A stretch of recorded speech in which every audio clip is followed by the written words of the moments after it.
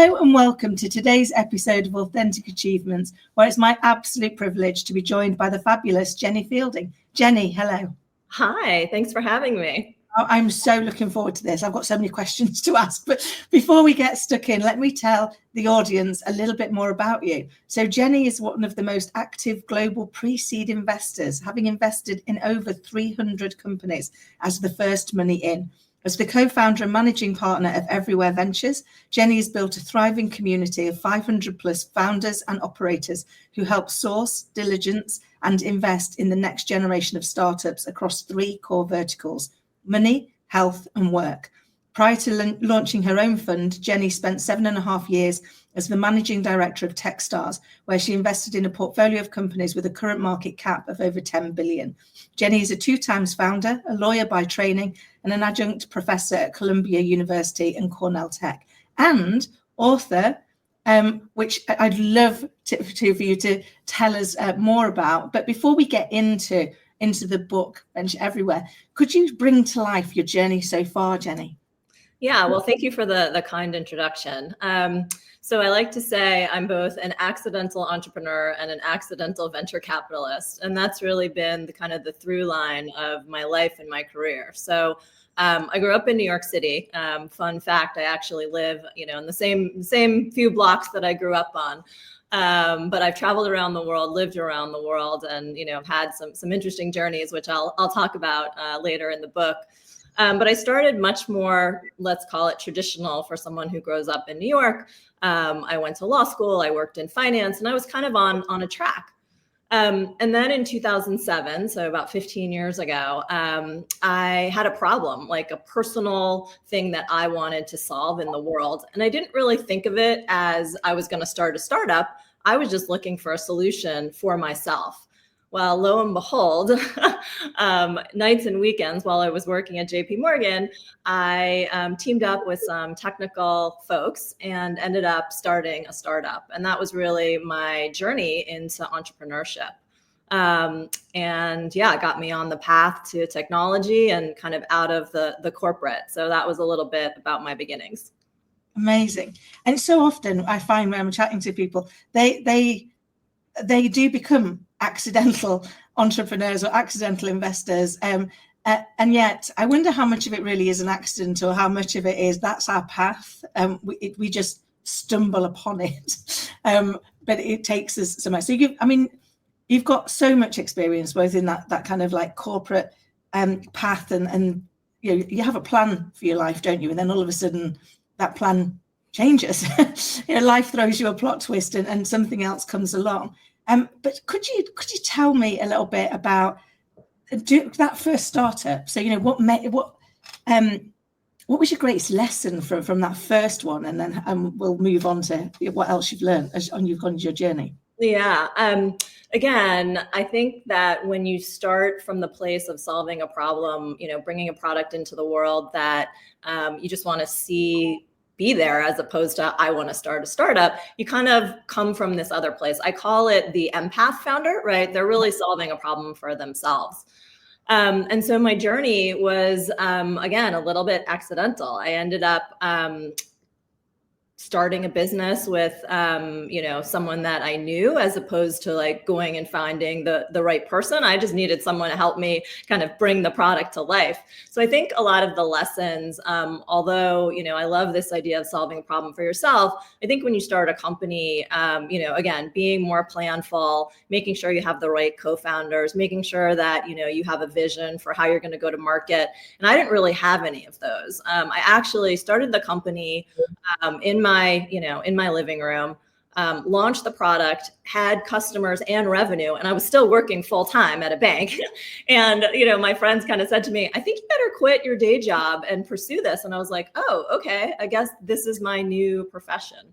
So I think the big lesson there was, although, it is a fun story of how I got into business, I think, going forward, and when I started my second company and when I started my fund, which I consider kind of my third startup, it was really about making sure you have the right building blocks in place. And I think that's really important. I love that.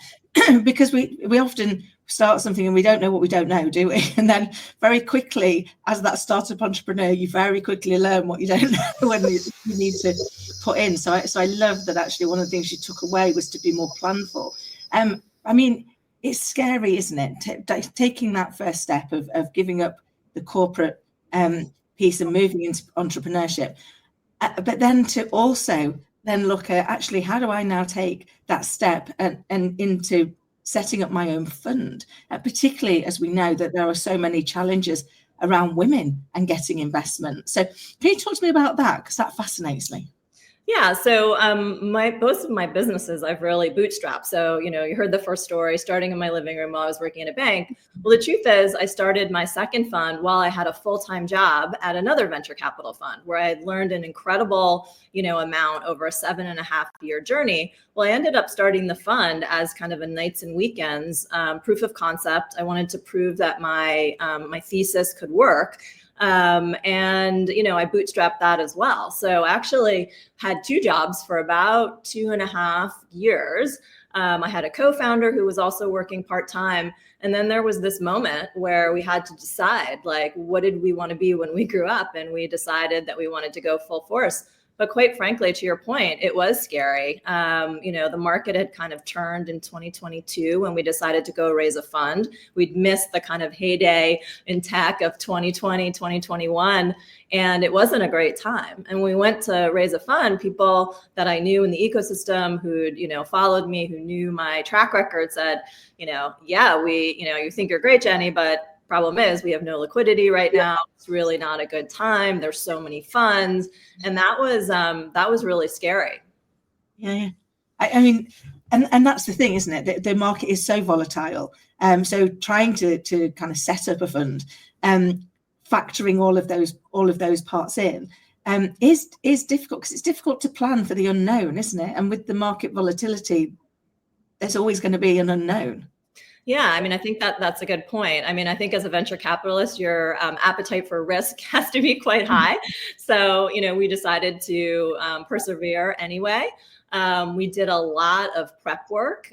So again, being planful, we did a lot of kind of early conversations with limited partners, the folks that would give us money, just to kind of see, what they thought without sending material and not, doing kind of a formal pitch. And then we were very lucky when we went out to actually raise, we were able to complete that in just a couple of months. And I really attribute that to, and something that I coach founders on all the time is, if there's volatility in the market or it's not a good time, you're just going to have to do more top of the funnel, meaning that you're just going to have to talk to more people. So I cleared my schedule and I kind of put everything aside. I didn't do, talks like this. And I was talking to probably 6 of these limited partners per day. And if you can imagine, those are hour meetings where you're, spend the whole time talking about your thesis, why, they should be giving you money, why you're differentiated, what your track record is. And it's quite exhausting. So to do that for kind of 6 hours a day, knowing that our conversion ratio is going to be, quite low, for many reasons, but really the market headwinds were not great. But, I really coach a lot of people that are going out to raise that you just need more top of the funnel in those bad markets. So you can't just assume that I could talk to a few people and it'll all come together. I love that. It's such great advice. It's I remember many years ago, my dad teaching me that you just have to get more no's. And what he meant by that was you've got to talk to more people. Because enough no's, you're going to get a yes, as long as you're competent and you know what you're doing. But that's that we often don't do we? We kind of get the first rejection and then go inward and start deciding we need to revamp or like change something, when the reality is we just need to talk to more people, don't we? Exactly. Those no's were tough and they really stung, especially from people that I knew or people that I really kind of counted on. But, I think it just makes you more resilient at the end of the day. So I'm glad that I've had that journey. It also really aligns you with what the founder journey is. I mean, I spend my day investing in companies and coaching and supporting founders, and they're taking no all the time, not just from investors, but every day is that roller coaster of entrepreneurship where you get kind of smacked on the face and you have to get up with a smile and keep on going. And I experienced that, running 2 companies. And so I think maybe it was healthy to experience that a little bit more when I went out to raise my fund, kind of extended the empathy, I would imagine. No, I love that, because I think once you go through it, you understand it better and you can empathize with it more. But I also think we learn something. I always think in life, everything is either a lesson, a blessing, or both. So in those moments where I don't feel blessed, I look for the lesson, and that's usually where the blessing is. So when I get those, when you get those no's or you get those knockbacks, because it's not only just the no's, is it? The life of entrepreneurship and the life of investing is, as you said, it's a roller coaster. You just never know where the next twist or turn is going to come from, and it's having the courage to keep getting back up, isn't it?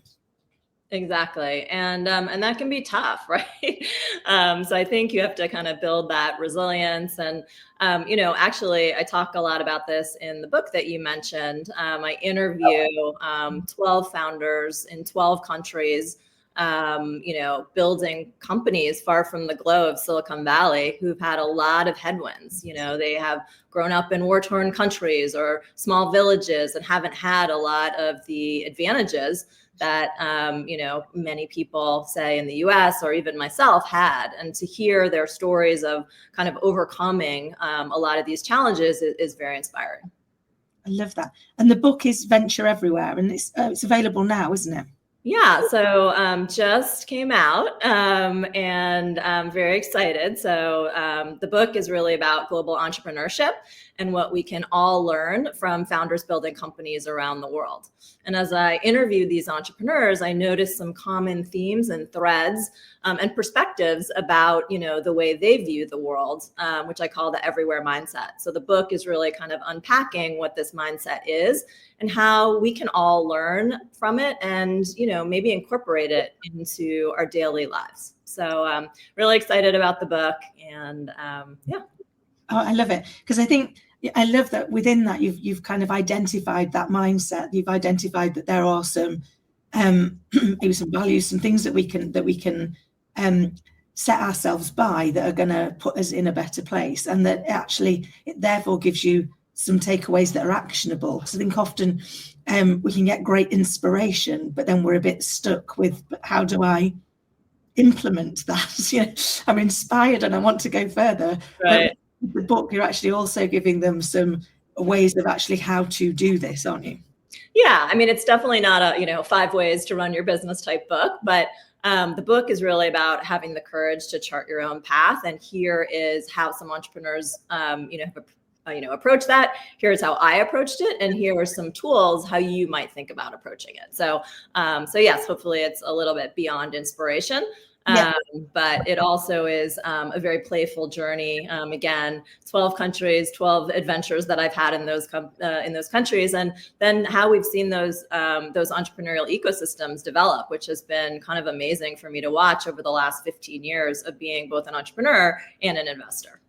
I love that, because it's so many different perspectives, isn't it? And also the fact that you've got those 12 entrepreneurs from those 12 countries, and they're both differing perspectives, because I'm sure they had lots of things that were different within the areas they were operating, but also some real similarities. And I think they're the bits that are always fascinating, aren't they? Because we can sometimes hold ourselves back by going, well, I can't do it because I don't look like that, or I haven't had that background, or I don't have this thing that's coming in. And actually, through their lived experience, yourself and those 12 other entrepreneurs are sharing the fact that it doesn't matter if you're different. In fact, being different is probably going to be what gets you through, isn't it? As long as you've got that passion and drive and resilience to keep going. Yeah, it's such a great point. So in the book, I kind of break down, some of the characteristics of this everywhere mindset. And one of them that I always find fun to talk about is this idea of moxie. And I think entrepreneurs have it in spades, right? So it's this those force of nature people, where oftentimes they have a little bit of a chip on their shoulder, and that means they can be a little salty sometimes. And I think as a culture, as a society, we're kind of taught maybe that to suppress that, or that that's not good. And, you're living in the UK, so I'm sure you have some perspective on that. But honestly, showing your true self and, really expressing that is part of entrepreneurship. And so I noticed in all of these founders that many of them kind of had this moxie. They were just a force, and nothing was gonna, stop them. And, sometimes people get a little bruised along the way, and that's okay. And so the book is not about, these are ways to perfection. It's like, hey, these are characteristics that entrepreneurs share. And, we should really think about them and think about how we can incorporate them, or how we do incorporate them, and maybe celebrate them a little bit more. I love that, because you're right. I think that, and I love moxie, great word, not one we use very often in the UK, but we should. But I think you're right. I mean, definitely in the UK, we are taught to toe the line, and actually toeing the line doesn't always help. But I love quotes as a way of kind of helping my mindset. And I came across one the other day, which I really loved. And it said, "I'd rather be somebody's shot of whiskey than everybody's cup of tea." And I'm fascinated, because as a British person, we could argue about how we take our tea as much as we could about politics and religion. So trying to be liked by everybody, trying to make everything else work, is just never going to happen. And you've kind of almost got to find the courage to make that okay. To go, they might not all like me, but that's okay. The right people will. And as long as I'm, not being unkind, then that's probably okay. And in business, we do have to be a bit bolder, don't we? Yeah, I mean, especially as an entrepreneur, right? That was definitely something that, I learned, early on. I was always a little bit quirky and kind of did things my own way. But I think when you go out and start your own business, if you're a people pleaser, I think that can be really tough, because you can't make everyone happy. And ultimately you have to forge ahead with, your mission and the mission of the company, and that won't really jive with everyone. So I think that's one of the takeaways from the book is like, success doesn't mean necessarily 20 years at a huge corporation towing the line, or a gold watch upon retirement, but it means charting your own path. And that's going to feel different for different people. But I hope that what's interesting about the book is like, these folks have all been successful having those characteristics. And so hopefully we can kind of embrace some of that. I love that, because I think we do go on a journey, don't we? We learn things as we progress. And I look back even just 5 years and go, I really quite recognize the me I was then to the me I am now, because life's giving you more experience and more more opportunities to learn and to grow, and to also realize that actually we spend so much time worrying what people think about us, and actually they're not thinking about us. They're busy worrying about what people think about them. So wasting our time, because it's all just nonsense. I was chatting with a friend the other day, and she was worried about it. And I went, how much time do you spend worrying about what that person's doing? She went, nothing at all. And I was like, right, why? And she went, well, I'm worried about what they think about me. And I went, do you know what they're doing?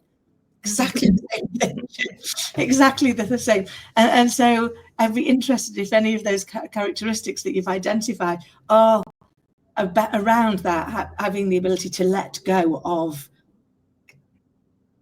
be caring what people think of you, not as in a go off and be mean, but as in a actually release yourself to just focus on what it is that you wanting to do and where you're driving your business to, as opposed to being too pulled by everybody else's opinion. Yeah, I mean, that's really, what the book is about. And it's not just the moxie, but, other characteristics that in the book that I think are interesting. I have this idea of kinetic, which I saw this kind of kinetic energy in many of the founders. And that's that really deep desire to explore the unknown. People that are full of energy, enthusiasm, charisma. They're very fast to learn and fast to act. And as you can imagine, people that are fast actors and whatnot, they can also rub people the wrong way. But this has been a characteristic that we've seen in many successful founders, and applied to entrepreneurship. You kind of think about that fast founder who is a high cadence thinker, who moves quickly, acts on data, and just looks for patterns. And I remember, I'm American, but I lived in the UK for a number of years, and I worked, at a big company. And just that kind of like fast iteration and that kind of fast thinking that I would sometimes apply, people would just be like, wait, slow down, Jenny. It's like not how things, work here. We have to go through the processes and the people. And that was just very not, core to me, because I was really an entrepreneur. And when I worked at this big company in the UK, I think that I got a little bit of, people kind of looked at me like, who's the crazy American, who wants to go so fast? But that's, I think, another characteristic, this like kinetic energy. And what's great about it is you can bring a lot of people on the journey because they're so excited. I think as an entrepreneur, you have to be able to, pivot fast, make decisions, really go and not get, caught in paralysis of decision making. But, at a big company, it can often be, you need a lot of stakeholders, you need a lot of people to buy in. And so there can be a real kind of clash of cultures. Yeah, that so resonates with that. If you're that fast thinker, other people can sometimes struggle. I remember when I was in corporate, often getting told of like to beware of rabbits out of the hat. So although my conclusion was positive, nobody understood how I got there. Like, how did you get there already? Because we're over here. And I was like, oh, come on.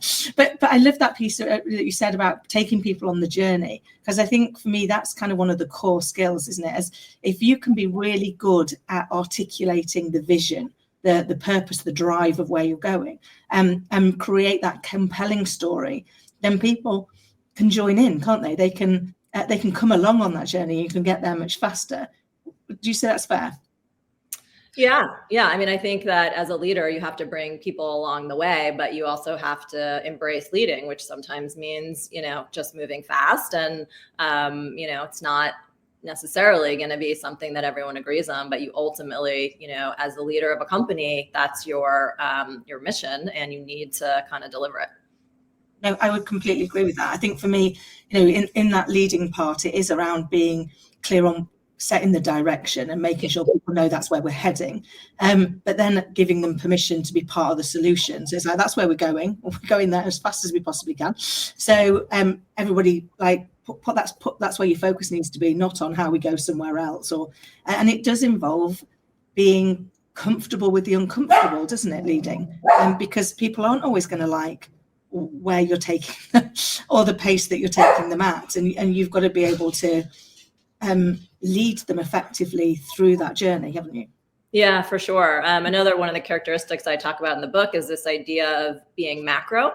And we often see this with entrepreneurs where they're just, years ahead of the average person, but they have a worldview that is just broader and deeper than the average person, and maybe broader than some of their employees and their partners. And, they need to be able to translate it in a way to get people excited. But sometimes they come off as being a little bit crazy because they just see the future in a way that maybe you and I don't see it. I love that. So true. And it reminds me of the quote. I think it might have been Steve Jobs said, the crazy people who think they can change the world are very often the ones who can.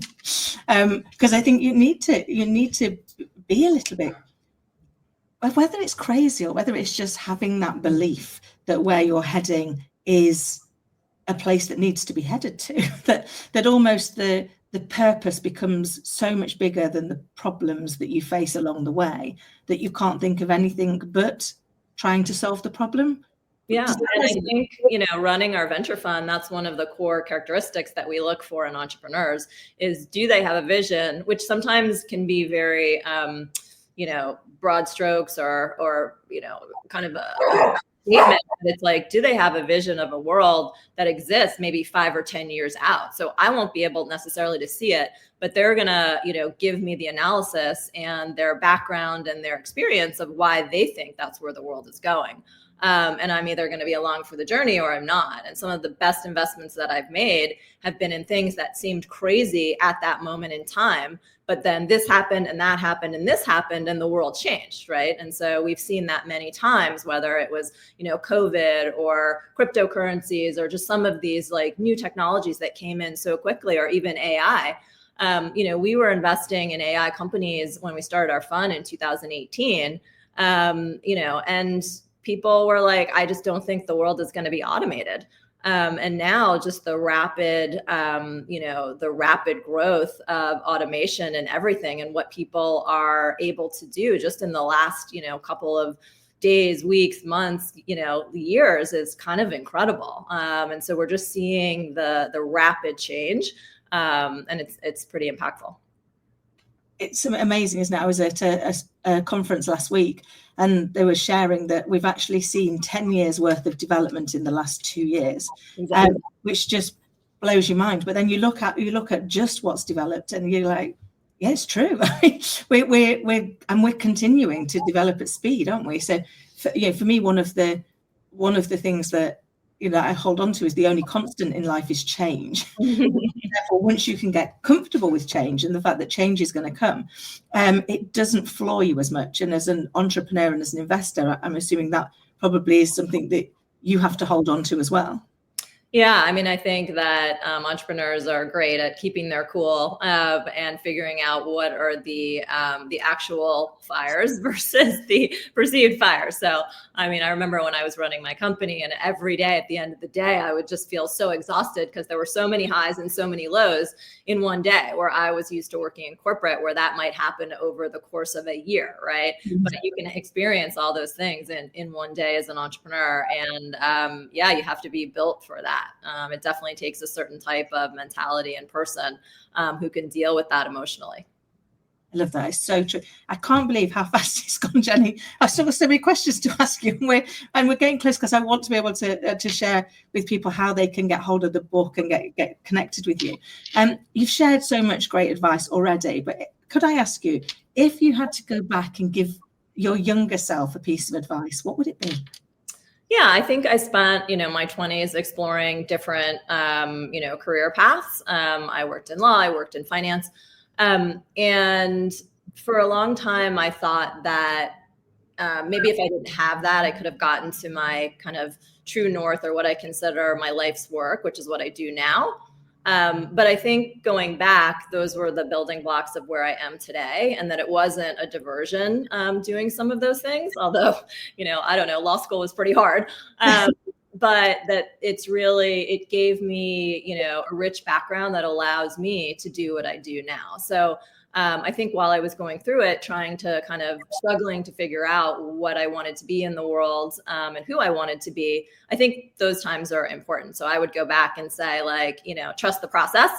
You'll end up where you want to end up.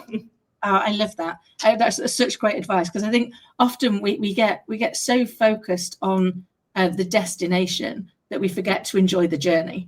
And actually, the journey is there for a reason, isn't it? Because it brings, like you said, that rich tapestry that is now helping you to live your life's work.